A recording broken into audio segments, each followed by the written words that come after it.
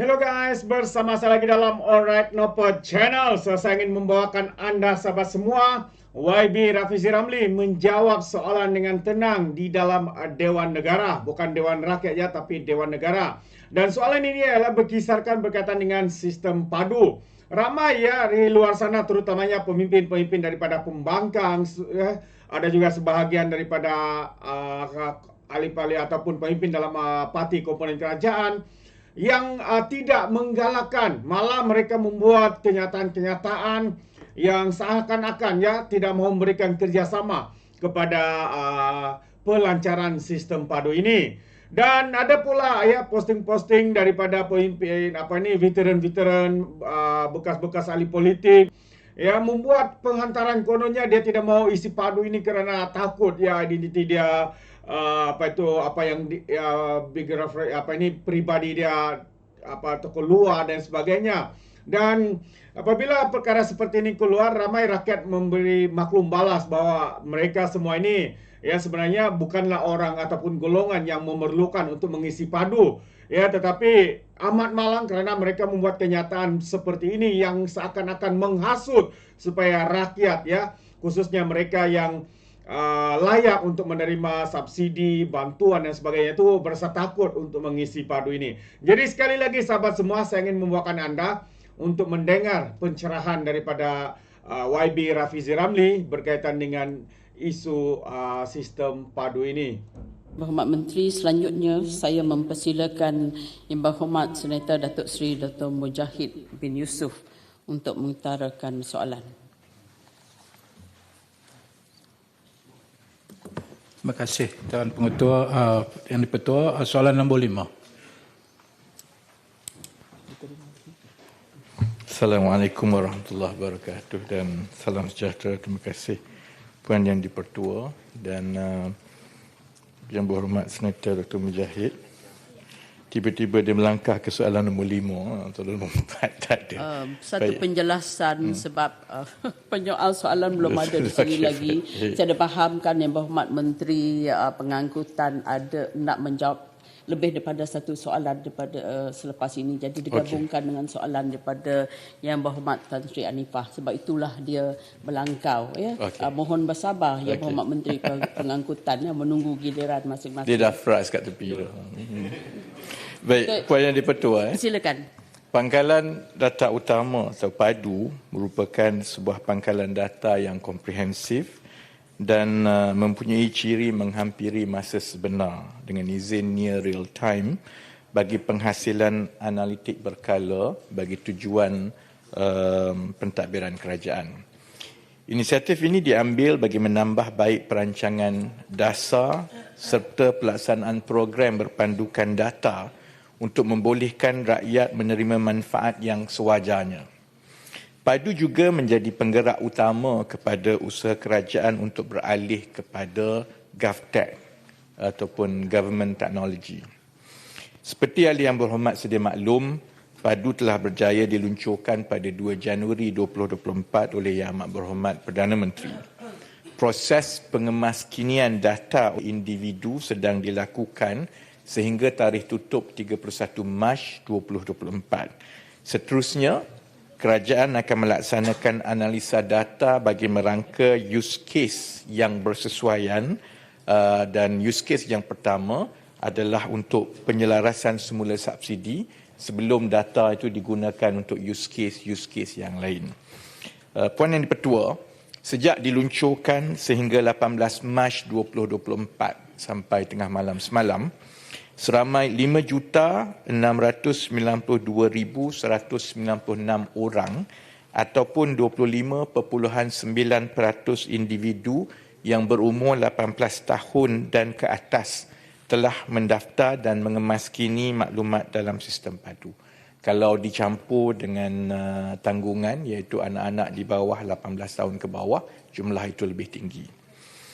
Usaha akan terus dipergiat bagi memastikan lebih ramai rakyat mendaftar dan mengemaskini maklumat mereka bagi memastikan tiada rakyat tertinggal untuk menerima bantuan yang disediakan oleh kerajaan.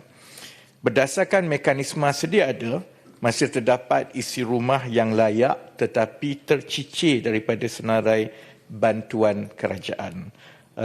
Inclusion dan exclusion error dengan izin Puan Pertua akan dapat dikurangkan apabila data dalam padu dikemas kini dan diverifikasi oleh rakyat terlebih dahulu sebelum sebarang keputusan atau penentuan kelayakan dilaksanakan. Dan semalam saya telah mengumumkan 4,752 lokasi di seluruh negara yang telah dipetakan dan kira berisiko keciciran. Kerana oleh kerana kita sudah ada data sehingga ke peringkat geolokasi, kita telah semak kawasan-kawasan ini dengan senarai bantuan yang telah ada sebelum ini, baik STR, baik JKM dan sebagainya.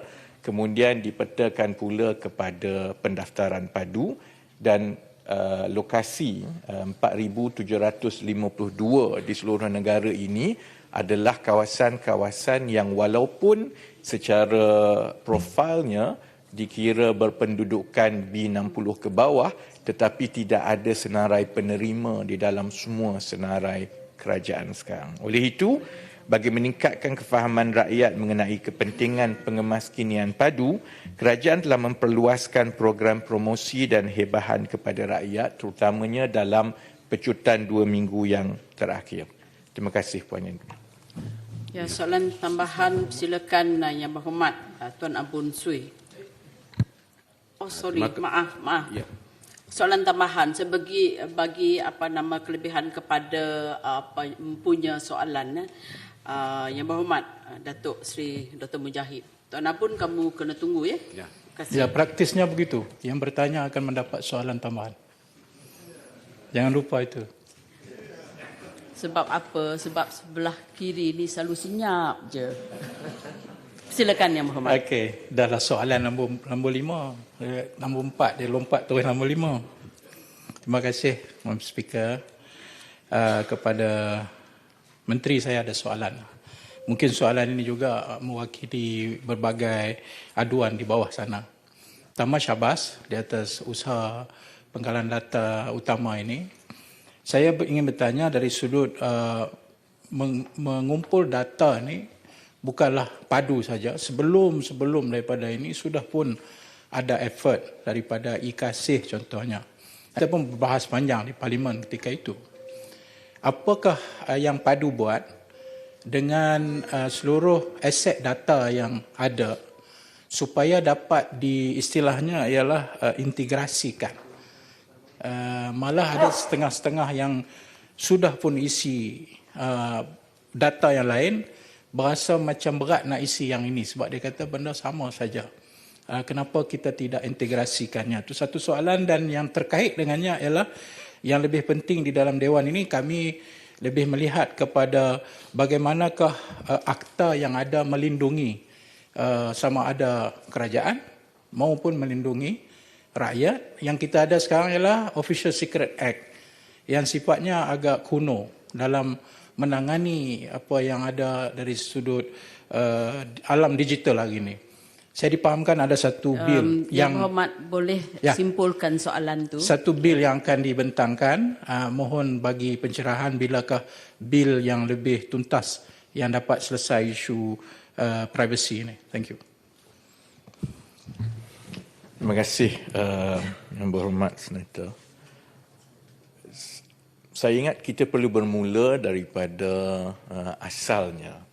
Sebelum padu dicetuskan, seperti yang telah diterangkan baik di Dewan ini ataupun di Dewan Rakyat, sebelum ini data-data kerajaan tidak dikongsi. Jadi sebab itu, walaupun kita telah mendaftar contohnya di Jabatan Pendaftaran Negara, bila kita nak pergi contohnya ke Kementerian Pendidikan, kita kena isi balik setiap satu. Bila kita pergi ke Jabatan Kebajikan Masyarakat, isi balik setiap satu. Kerana setiap jabatan dikawal oleh akta masing-masing. Dan akta masing-masing sebelum ini tidak membenarkan perkongsian data. Jadi kalau ada yang tanya di luar, saya dah ada data di LHDN contohnya, kenapa perlu pula isi? Kerana sebenarnya data daripada LHDN ataupun KWSP ataupun Jabatan Kebajikan Masyarakat, hatta data bantuan daripada e-Kasih ataupun STR sekalipun tidak boleh dikongsi oleh kerana kekangan data. Jadi itulah yang menyebabkan setiap kali ada program kerajaan, kita mempunyai masalah yang besar mengenai data. Kerana kita tidak boleh semak silang. Dia isi dekat sini lain, dia isi dekat sana lain, dan itulah yang secara berterusan memanjangkan masalah exclusion dan inclusion error tadi. Orang yang patut dapat, dia tak dapat. Orang yang tak patut dapat, dia terus dapat. Kerana contohnya seperti e-Kasih. Ia dimulakan dalam tahun 2007. Kemudian dia menggunakan pendaftaran daripada bawah yang perlu disahkan di peringkat pejabat daerah. Dia tidak terbuka kepada semua. Sebenarnya dia mengikut pencalonan. Jadi daripada tahun 2007 sehingga ke 2023 contohnya, dia memuncak sehingga ke 130,000 orang penerima. Sedangkan apabila kita mula semak silang, mengikut sampel, kita tahu bahawa ada yang sepatutnya telah lama keluar daripada e-Kasih. Tapi mereka tak nak keluar lah, kerana dia keluar, dia tak dapat bantuan. Jadi, bila kita ada beratus-ratus pangkalan data kerajaan, dan setiap satunya itu perlu dikemaskini dan dicuci datanya dari semasa ke semasa, itu menyebabkan kos dan juga tenaga yang membebankan kerajaan. Bukankah lebih baik kalau semua beratus-ratus pangkalan data ini disambungkan, kemudian apabila ada perubahan di satu pangkalan data, secara automatik data di pangkalan data yang lain yang turut menggunakan data yang sama juga akan dapat dikemaskini. Dan itulah sebenarnya yang dibuat oleh PADU, dan kita sampai ke peringkat ini kerana kita buat masa sekarang, kita menggunakan perjanjian perkongsian maklumat di antara jabatan-jabatan, sementara kita menunggu satu akta omnibus yang membolehkan perkongsian data ini dengan semua jabatan kerajaan dibentangkan di Parlimen tahun ini, yang insya-Allah akan dibentangkan oleh Kementerian Digital. Terima kasih Pak. Okay. Silakan Yang Berhormat Tok Lee, saya persilakan Tuan Abun yang telah berdiri terlebih dahulu. Mungkin kerana ini adalah satu isu yang terkini, seakan nanti giliran. Saya bagi satu lagi peluang untuk soalan tambahan Tok Lee. Yang Berhormat Tok Lee. Okay. Terima kasih. Tuan Abun silakan. Ya, terima kasih Puan Yang Di-Pertua. Saya ingin mengucapkan tahniah kepada Kementerian Ekonomi kerana memperkenalkan PADU seperti yang diterangkan. Jadi saya ingin buat pertanyaan kerana ada individu-individu yang sengaja enggan mendaftar dalam PADU. Jadi apakah respon kerajaan terhadap individu-individu yang enggan membuat pendaftaran pada PADU ini? Terima kasih. Terima kasih Yang Berhormat Senator.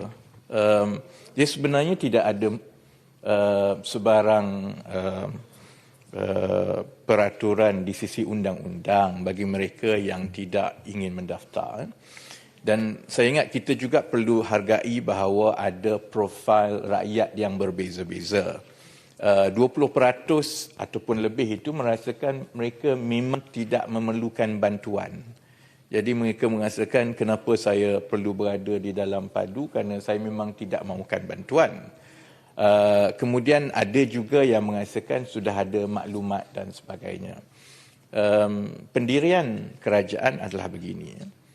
Data yang ada di dalam PADU sekarang sudah pun meliputi 30 juta warga negara Malaysia dan sudah pun mencukupi untuk kita membina maklumat pendapatan boleh guna isi rumah setiap isi rumah di negara ini.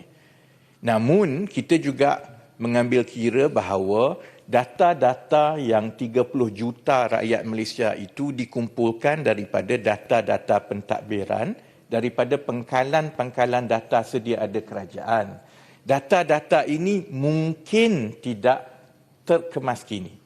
Alamatnya mungkin berbeza, pekerjaannya mungkin berbeza kerana kita bukan tiap-tiap hari pergi kemaskini maklumat kita di Jabatan Pendaftaran Negara ataupun di jabatan-jabatan kerajaan. Kita isi sekali, mungkin 7-8 tahun baru kita kemaskini. Jadi sebab itu, kita bagi ruang untuk rakyat seberapa yang banyak untuk mengemaskini data itu. Kalau mereka memilih untuk tidak mengemaskini, maka itu bermakna penentuan kelayakan bantuan dan program-program kerajaan akan bergantung kepada data pentadbiran yang telah pun dikumpul daripada lebih 300 pangkalan data kerajaan sedia ada, dan setakat ini sehinggalah prestasi kemaskini dan pendaftaran yang kita jangka sehingga 31 Mac 2024, kita akan pastikan dan semak dan petakan untuk memastikan bahawa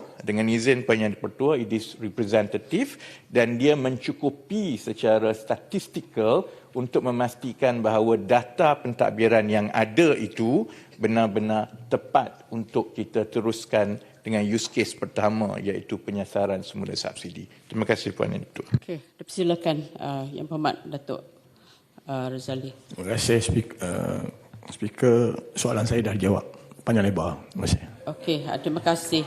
Dan Saya minta satu soalan. seterusnya saya mempersilakan Yang Berhormat Senator Tan Sri Datuk Sri. Terbaik sahabat-sahabat semua. Itu dia sampai terdiam senator daripada Bersatu, sahabat-sahabat semua, sebab dia telah dijawab oleh YB Rafizi Ramli. Memang tepat sahabat semua apa yang dikatakan oleh YB Rafizi Ramli, bahawa sebenarnya mereka punya data sedia ada, tetapi apa yang dimaukan adalah data yang terkini. Contohnya seperti saya, ya, mungkin sebelum saya isi ataupun update sistem padu ini, mungkin dalam sistem kerajaan saya sebelum ini mempunyai bisnes, ya. Ini betul ya, saya punya bisnes sendiri. Tetapi disebabkan PKP darurat ya pada tahun zaman Covid sahabat semua, apabila kita dikurung dan sebagainya, saya sendiri terpaksa menutup bisnes saya daripada M40 saya sekarang menjadi kepada B40.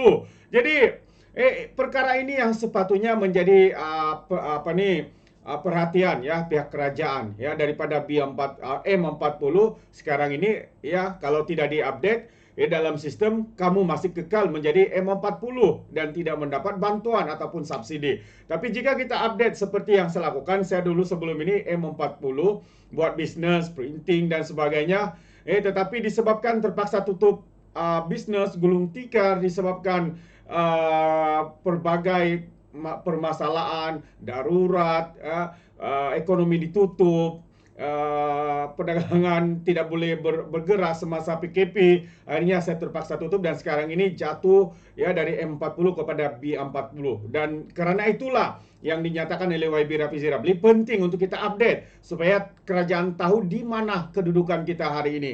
Mungkin ya Anda malu, mungkin ada di antara kita yang malu ya, kita dari M40 bertukar kepada B40.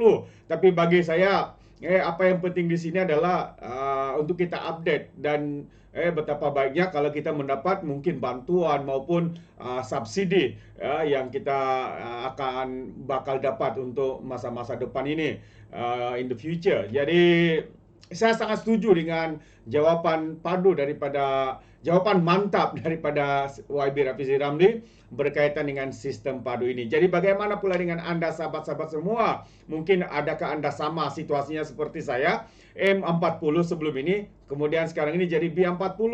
Jadi jangan risau, jangan malu bahwa mengakui keadaan kita itu lebih baik daripada kita menipu situasi kita sebenar. Itu sedikit pandangan saya lah.